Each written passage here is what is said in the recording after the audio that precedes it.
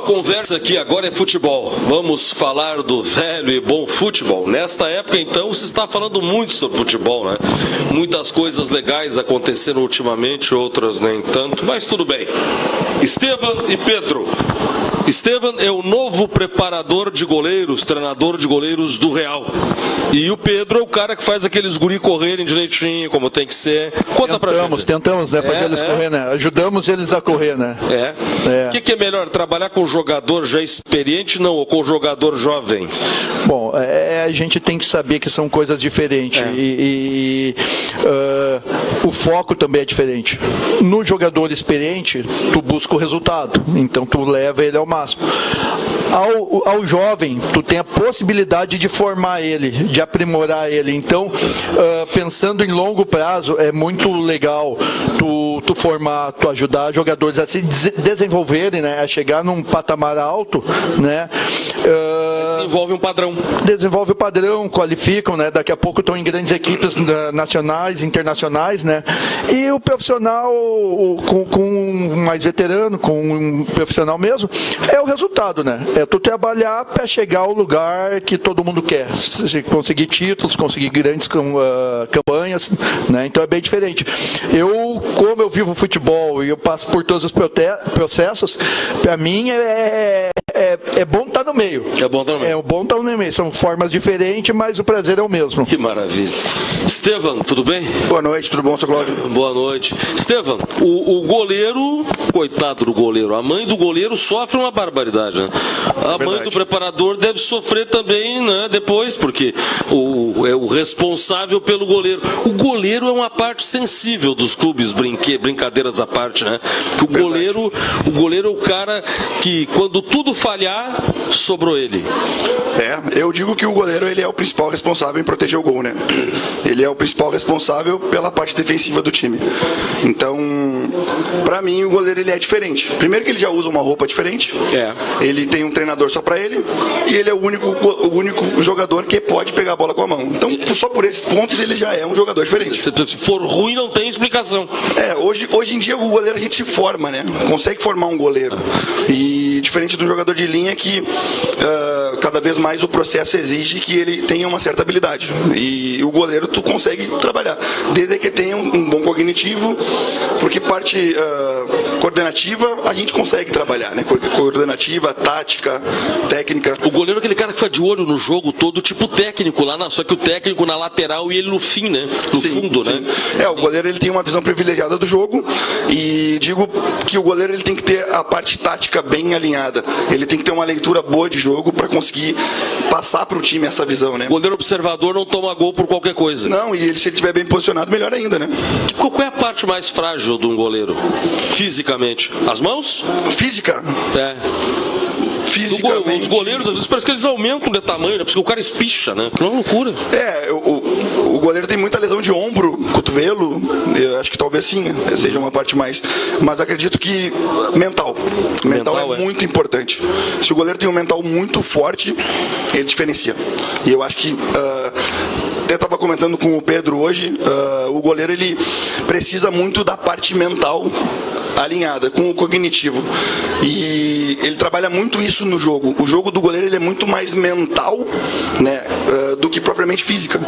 Então, se tu tá com o mental alinhado, tu consegue corrigir essa parte mais física, né? Mental, tático e físico. Acho que é o bem importante pro goleiro. Um treinador da Copa do Mundo dizendo que não gosta de goleiro líbero, aquele cara que sai jogando no campo, né? Porque aquilo é um perigo, se ele não volta, não tem ninguém lá. Eu entendo que o goleiro sim tem que jogar com os pés. O goleiro moderno, mas não pode ir muito longe. Hoje, o que significa jogar com os pés? O goleiro ele faz parte da transição ofensiva. Ele faz parte da construção ofensiva do time. Então ele é o primeiro jogador para liberar espaços para o time adversário, para o próprio time, para poder sair jogando. Não que o goleiro tenha que ter uma certa habilidade com o pé. Não. Ele precisa entender o jogo, ser uma opção de passe para poder gerar espaço para o time. Eu acredito que seja isso. Ele disse que, olha, só não gosto, né? Acho perigoso, ele disse. Eu não sei se o treinador do Egito disse, olha, acho perigoso o cara jogar de líbero, porque daqui a pouco não fica ninguém lá atrás e aí desguarnece, não dá tempo de voltar. Eu concordo. E aí o que é importante também entender, Cláudio? É importante a gente entender o contexto também, e em qual momento, em qual jogo que o goleiro pode usar os pés. Vamos botar o goleiro numa A3, numa B agora, por exemplo, onde o campo é embarrado, onde o campo é ruim, para jogar com os pés? Faz sentido? Né? Não, faz sentido? Não faz. Então a gente entendeu o contexto onde eu posso jogar com os pés. É pesado para ele voltar, é ruim. A condição de jogar, né? Então esse contexto é importante entender. Pedro, o futebol sofreu uma mudança simbiótica nos últimos anos, né? A gente via, por exemplo, estou vendo um seriado sobre o Maradona. Sim. A gente ri daquilo, né? O que aquele homem fazia com as pernas, né? E aí eu lembro que ele volta de uma lesão e ele diz para o preparador físico da seleção: as minhas pernas estão pesando 50 quilos a mais cada uma. E aí ele volta para a Argentina, um pino no pé, quebraram o pé dele, o tornozelo, e o cara diz assim: não, se tu não pisar no chão, se tu não forçar esse pé, tu nunca mais joga futebol. Exatamente. Porque é o medo, a dor, que com certeza vai aparecer, e aí tu vai perder o movimento do tornozelo. Agora o teu tornozelo funciona diferente. E o Maradona, com aquele ferro no pé, jogava aquela barbaridade. Mas o futebol de hoje em dia parece que ficou mais burocrático, ficou mais leve. O tecnicismo do futebol tirou um pouco do futebol arte. Não tem, isso não muda mais, né? Eu acho que o que acontece, primeiro, tem o caso do Maradona, eu cito o caso do Ronaldo Nazário. O Nazário no Ronaldo joelho, Nazário, né? Com os 2 joelhos que ele tem, ele não poderia ter seguido jogando, né? Superou, né? Ele se superou e deu um título mundial para nós, né? Imagina. O que ele fazia. Eu lembro de uma Copa do Brasil que ele estava no Corinthians, que todo mundo considerava o Índio um dos zagueiros mais difíceis de ser batido, e ele atropelou o Índio com 2 vezes o peso do Índio, né? Então ele era um cara extremamente diferenciado, né? Fantástico aquilo ali. Ele mesmo diz, né, que ele era um jogador sem joelhos. Os caras dizem, então, um jogador sem joelhos, tem joelho, não sei, tô jogando. Exatamente. Mas essa questão passou, eu vejo assim, o futebol, ele passa por muitas mudanças, e a Copa do Mundo ele cria tendências na forma de jogar, sabe? Fortalece tendências, porque quantos jogos a gente viu que antigamente era feio, é horrível, o cara saiu uma bola, dá um bico para lateral para poder pressionar os caras lá em cima. Quantas vezes a gente viu nessa Copa do Mundo fazer isso aí? Saída de bola, o cara dá um balão e vai lá pressionar. Mas eu vejo assim, futebol mudou pelos conceitos básicos do futebol. Antigamente o jogador era livre para criar, se pensava muito no time com o jogador. Hoje em dia existe muito enraizado um modelo de jogo. O modelo de jogo é uma coisa que não é igual um sistema tático. Todo time tem seu sistema tático e pode ser parecido. O modelo de jogo é como o jogador vai atuar naquele sistema tático. E isso é muito individual do treinador. E aí o que acontece? Acontece que muitas vezes o jogador fica tão dedicado à aplicação tática do sistema de jogo que ele deixa de lado aquela capacidade que a gente gosta muito do futebol, que é do confronto, da improvisação, né? Porque de repente ele fazer isso aí, ele acaba interferindo no modelo de jogo, e como é tudo um sistema interligado, daqui a pouco ele fazer alguma coisa e desproteger outro setor é um caminho para tomar um gol, né? Então acho que passa muito por a gente definir muito a função do jogador em campo, né? O cara chega lá no time, Pedro, agora esse jogador aqui é novo, aquele lá também. E aí, claro, tu já tem um trabalho com o teu pessoal que está jogando contigo, que olha uma alimentação controlada, balanceada, não é? Os guris vão lá pro campo pesado jogar, depende do dia, bota a correr na areia, que aí pesa para fazer o cara jogar. Eles têm que passar por isso faz parte do dia a dia do atleta. Quando é que um jogador, por exemplo, num campeonato importante, aí o cara jogando com os caras fisicamente muitas vezes superiores, isso acontece, muitas vezes o real é superior ao outro. Exatamente. Qual é o limite de uma pessoa dessas? O que acontece? Onde é que dói? Bom, que ele sente. Em algum lugar ele vai parar de funcionar, né? Sim, sim. Agora a gente tem que pensar assim, ó. Eu vou relacionar com o jogador veterano e jogador novo. Sim. Qual é o limite do jogador veterano e do jogador novo? No final do jogo, o limite de ambos é o mesmo. É o mesmo, né? É o mesmo. Porque o jogador veterano, ele não vai ter uma recuperação tão boa, de repente ele vai dar o esforço máximo que ele pode na condição que ele tem. Mas ele controla a respiração. Mas ele controla, ele vai recuperando, mas ele vai no desgaste máximo. O novo, por ter mais potência, por ter uma recuperação melhor, ele vai fazer mais vezes as ações, mas vai levar o corpo dele exatamente no limite que o outro vai sair. Ou pior ainda. Ou pior ainda, né? Mas o jogador novo machucou, o jogador velho não machucou. Eles estão sempre no limite. Então, onde vai doer eu não sei, mas a tendência é doer, porque o futebol profissional, ele não é saúde. Tu leva o teu corpo ao limite. Nós estávamos falando do Maradona, que tinha um pino no pé. Nós estávamos falando do Ronaldo, que não tinha dois joelhos. Nós podemos listar inúmeros casos de jogadores que hoje, veteranos, tu vê caminhando aí, tem dificuldade até de caminhar. Né? Então, o cara era jogador de futebol, não, destruiu a parte de baixo do corpo completamente. Exatamente. Daí tem artrose, tem desgaste de quadril, tem problemas de tornozelo. Não vai ter problema de respiração, mas o resto... Exatamente, né? Exatamente. Então, é sempre no limite. Um goleiro para não falhar. Para não falhar, acredito que tenha que estar com o mental em dia. E por quê? Porque eu acredito que o goleiro, ele tem que estar com a atenção 100% no jogo, vivendo o presente. Porque se eu viver o presente, eu posso tomar gol, mas falhar não. Porque quando é que eu cometo uma falha? Quando acontece as falhas, início de jogo, talvez no final, ou quando o meu time está em superioridade no jogo, numa transição, e eu estou normalmente desligado, ou eu acho que a bola é fácil. É aí que acontecem as falhas, né, por uma tomada de decisão errada.